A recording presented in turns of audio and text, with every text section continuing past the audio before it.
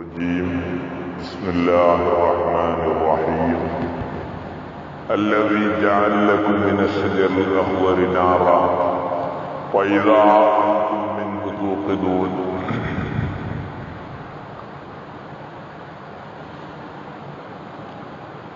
أوليس الذي خلق السماوات والأرض بقادر على أن يخلق مثلهم بلى وهو الخلاق العليم.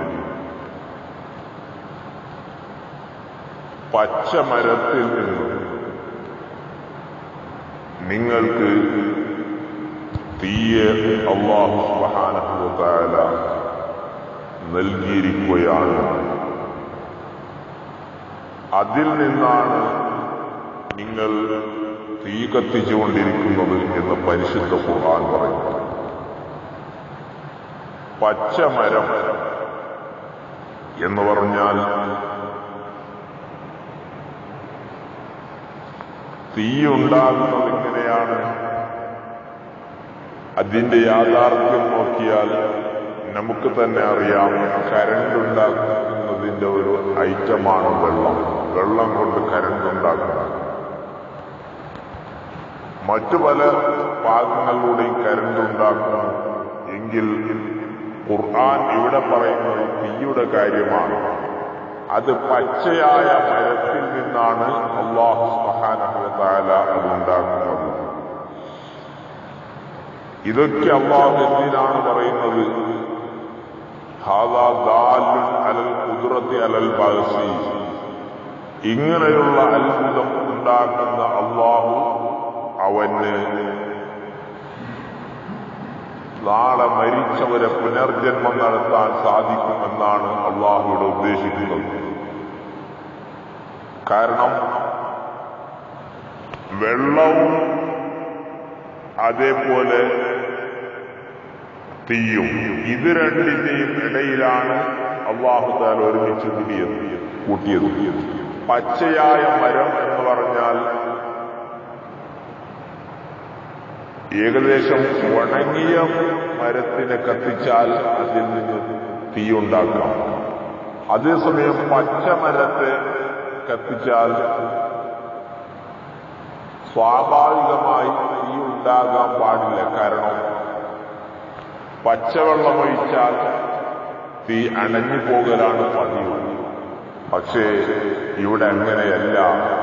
പച്ചയായ മരത്തിൽ നിന്നാണ് അല്ലാഹു സുബ്ഹാനഹു വ തആല തീയെ ഉണ്ടാക്കിയത്.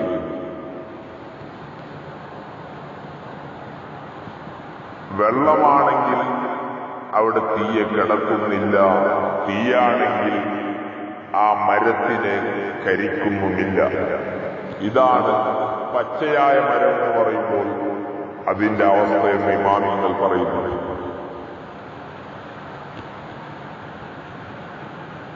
كأن بالنار ما بالماء من بلل أذنم بالماء ما بالنار من ضرم والنار حامدة الأنفاس من أسف عليه والنهر صاع العين من صدم. ഇമാം ബുസൂരി റളിയല്ലാഹു അൻഹുവിന്റെ റസൂലിനെ സംബന്ധിച്ച് പറയുന്ന സമയത്ത് വെള്ളത്തിനെയും തീയെയും ഒരേ സ്ഥലത്ത് കൊണ്ടുവന്നതായി ഖസീദത്തുൽ ബുറൂദയിൽ കാണാം. ഇരിക്കട്ടെ.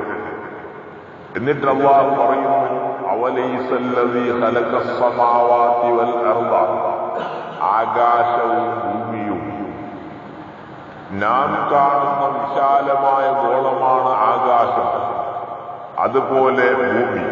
എന്നാൽ അതിനേക്കാൾ വലുതുണ്ട് സൂര്യനും ചന്ദ്രനും. പക്ഷേ അത് നമുക്ക് അത്ര പെട്ടെന്ന് പറഞ്ഞു ഉപമിക്കാൻ പറ്റാത്തതുകൊണ്ട് അല്ലാഹു തആല അവിടെ ആകാശലോകത്തെ പറ്റി പറഞ്ഞു. ഈ ആകാശത്തെയും ഭൂമിയെയും സൃഷ്ടിക്കാൻ കഴിവുള്ള യജമാനനായ അല്ലാഹു സുബ്ഹാനഹു വ തആല അവന് മനുഷ്യനെ സൃഷ്ടിക്കാൻ എന്താ പ്രയാസമുള്ളത്? കാരണം സൂറത്തുൽ ഗാഫിർ എന്ന് പറയുന്നുണ്ട്, ലഖൽഖുസ് സമാവാതി വൽ അർളി അക്ബറു മിൻ ഖൽഖിൻ നാസ്. ആകാശത്തെയും ഭൂമിയും സൃഷ്ടിക്കുക എന്നുള്ളത് മനുഷ്യരെയും ഈ ലോകത്ത് മനുഷ്യനെ സൃഷ്ടിക്കുന്നതിനേക്കാൾ എത്രയോ വലിയ കാര്യമാണ്. എന്നാൽ അത് അള്ളാഹ്ക്ക് ഒരു പ്രയാസവുമില്ല. അത് അള്ളാഹ്ക്ക് പ്രയാസകരമായ കാര്യമല്ല. അങ്ങനെയുള്ള അള്ളാഹുവിന്റെ മനുഷ്യനെ നാളെ പുനർജന്മിപ്പിക്കാൻ, നാളെ പരലോകത്തേക്ക് എത്തുമ്പോൾ അവന് പുനർജന്മം നൽകാൻ അള്ളാഹ്ക്ക് ഒരു പ്രയാസവുമില്ല.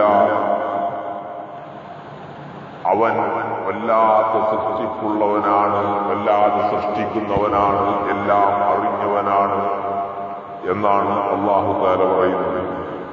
അപ്പോൾ സഹോദരന്മാരെ, അള്ളാഹുവിന്റെ സൃഷ്ടിപ്പിനെ സംബന്ധിച്ചും അള്ളാഹുവിന്റെ കഴിവിനെ സംബന്ധിച്ചും ചോദ്യം ചെയ്യുന്ന ആൾക്കാർക്ക് പരിശുദ്ധ ഖുർആൻ മറുപടിയായിട്ടാണ് ഈ ആയത്തുകളെ ഇറക്കുന്നത്. എന്നിട്ട് അല്ലാഹു പറയുന്നു, ഇന്നമാ അംറുഹു ഇദാ അറാദ ശൈഅൻ അയ്യഖൂല ലഹു കുൻ ഫയകൂൻ. അല്ലാഹു സുബ്ഹാനഹു വ തആല ഒരു കാര്യം ചെയ്യണമെന്ന് തീരുമാനിച്ചാൽ അയ്യഖൂല ലഹു, അല്ലാഹു അതിനോട് പറയലാണ്, നീ ആവുക. അങ്ങനെ അല്ലാഹു പറഞ്ഞാൽ ഫയകൂൻ, അത് ആയിത്തീരുകയാണ്. നാം ഒരു കാര്യം ഉദ്ദേശിച്ചാൽ അത് നടക്കണമെങ്കിൽ നാം അതിലേക്ക് വേണ്ടുന്ന പ്രവർത്തനം നടത്തണം.